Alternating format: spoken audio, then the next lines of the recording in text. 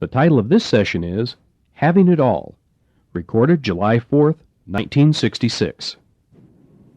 The path we're on is from here on until we make the goal. That's the first point I'd like to make. We're on this path until we are infinite. Second, we can do this lifetime. Now, generally, it takes many, many, many lifetimes for the great, great majority of people to make it. However, we can do it this time for two reasons. First, we are an unusual group. Second, we have the right direction to make it this lifetime. So that if we ever come back in the future, it's by choice. It's not by necessity.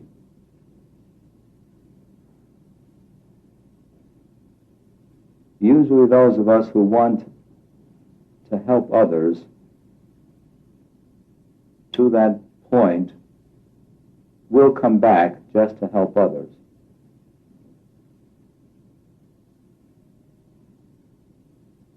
But that's a matter of individual choice, what we do. The main thing is to achieve that state. Now, becoming master over life is really a basic and necessary step, through which we learn that we are not the victims in life, but we are the masters.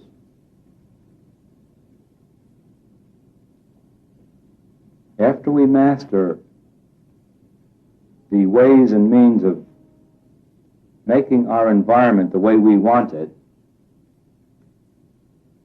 then we look beyond. No matter how happy we make our life, if it's involved in livingness itself, it'll never satisfy us. Because our real state is that of being infinite. And being happy in life and living has limitations.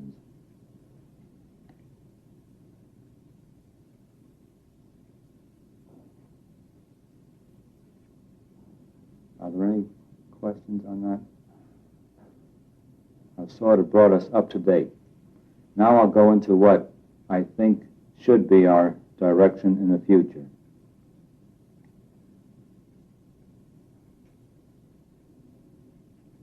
We have to become more universal. We should let go of our own livingness to the point where we can live outwardly more for others.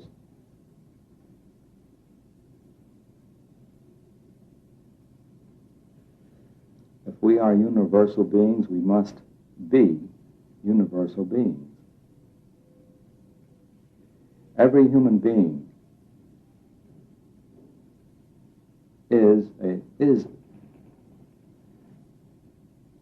me, is the way we should feel. You are me is the attitude we should have toward all people. Now, I use the word attitude. We can't help the world by giving them things. There's just too much needed. But we can give them that which is much more than things. We can begin giving them the knowledge that we are getting.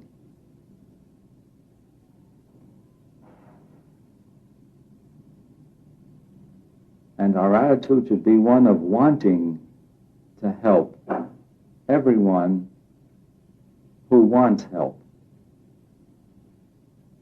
and never helping those who don't want it.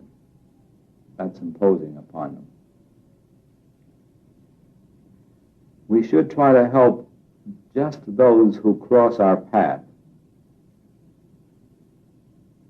We don't have to extend ourselves into directions, because people will just fall into our lives.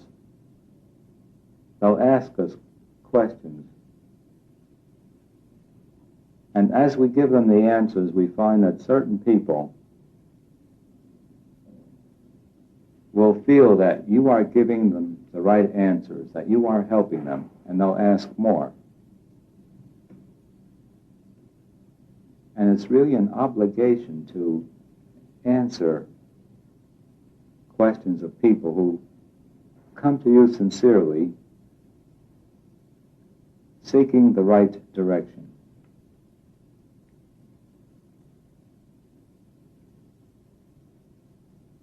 As we begin to live outward and think less of our little self and more of the other one, we are helping no one but ourselves.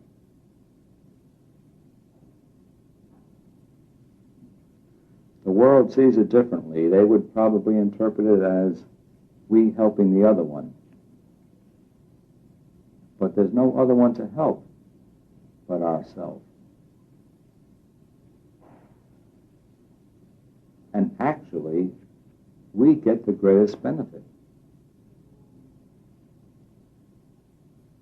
And we'll never make it unless we have this feeling of compassion, of oneness with everyone, with a wish that they too know what we know.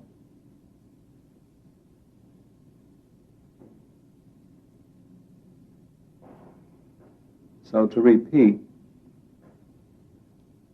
we have gotten to the point where we have learned how to control life and make it happier.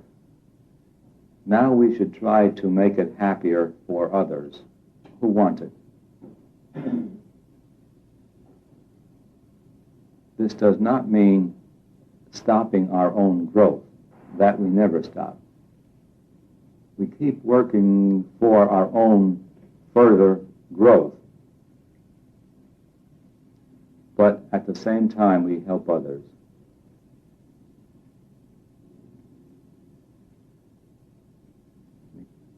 Every living soul wants peace. They're all seeking it, happiness, peace. Therefore, if you would expect it, it would come to you. Expect peace, then I have peace. Expect to want to help people find this peace. Well, define, you spoke of love and compassion. Define what it means to you. Well, love is only understood when you love. Compassion is understanding what the other one is going through.